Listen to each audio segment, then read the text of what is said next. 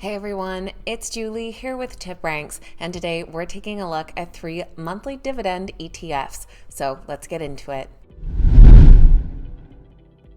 Alright guys, welcome back. Thank you all so much for being here. Today we're taking a look at 3 ETFs that pay out dividends every single month.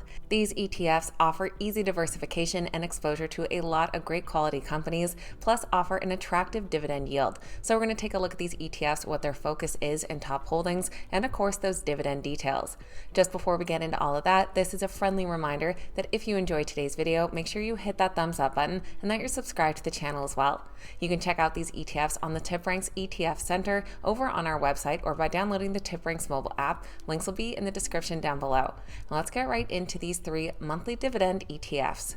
First up, we're looking at the JP Equity Premium Income ETF. It trades under the ticker JEPI, currently priced at about $58 per share. Overall, in the past year, the ETF has gained over 13% and is up 6% in the last 6 months. Their current expense ratio is 0.35%.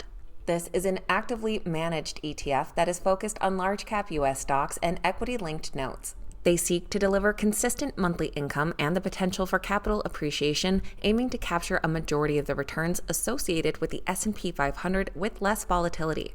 They generate income through a combination of selling options and investing in U.S. large-cap stocks, seeking to deliver a monthly income stream from associated option premiums and stock dividends. With $36.75 billion in total assets, the ETF currently has 117 different holdings. And that top 10 does include some pretty big tech names. The list has Amazon, Meta Platforms, MasterCard, ServiceNow, the Progressive Corporation, Trane Technologies, NVIDIA, Visa, and Microsoft.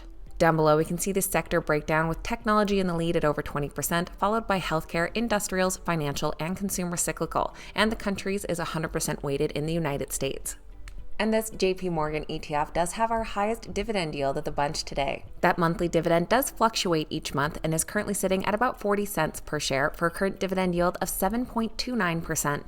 Based on all the holdings within the ETF, the overall rating does come in as a moderate buy. And a weighted average price target of $65.83 would imply an upside potential of 13%. Down below, it'll show you the stocks with the highest upside potential and those with the highest downside. For our second monthly dividend ETF, we have the Invesco S&P 500 High Dividend Low Volatility ETF. Trading under the ticker SPHD, currently priced at about $48 per share. This ETF has climbed about 17% overall in the past year, and in the last 6 months it's up 7.5%. Their expense ratio is currently 0.3%. SPHD tracks a dividend yield weighted index. It is designed for investors seeking income from companies in the S&P 500 index using a low volatility screen in an effort to avoid value traps or reduce the volatility in high dividend yield stocks.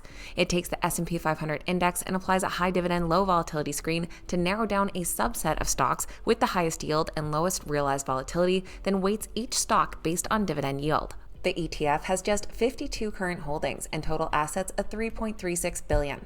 The top 10 holdings make up about 26% of the ETF and include big names like Altria, Kinder Morgan, Bristol Myers Squibb, AT&T, Verizon, Simon Property Group, 1OK Inc., Philip Morris International, Dominion Energy, and Entergy Corporation.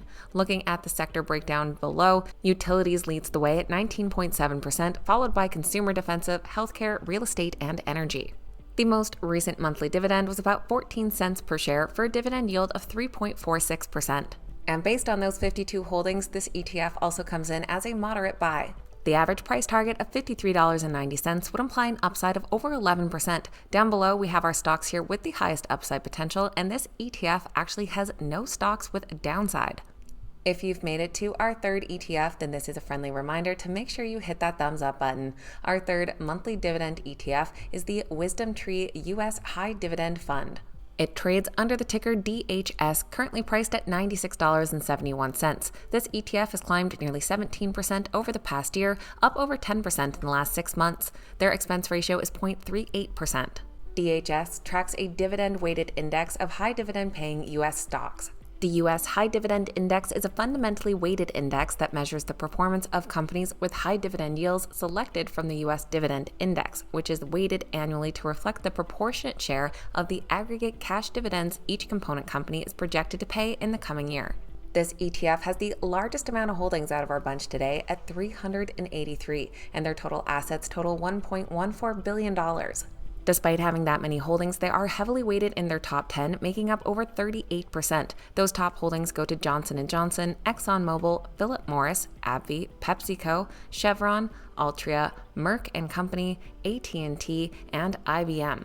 Looking at the sectors below, their top sector is the financial at 19.44%, very closely followed by healthcare, then consumer defensive, energy, and utilities.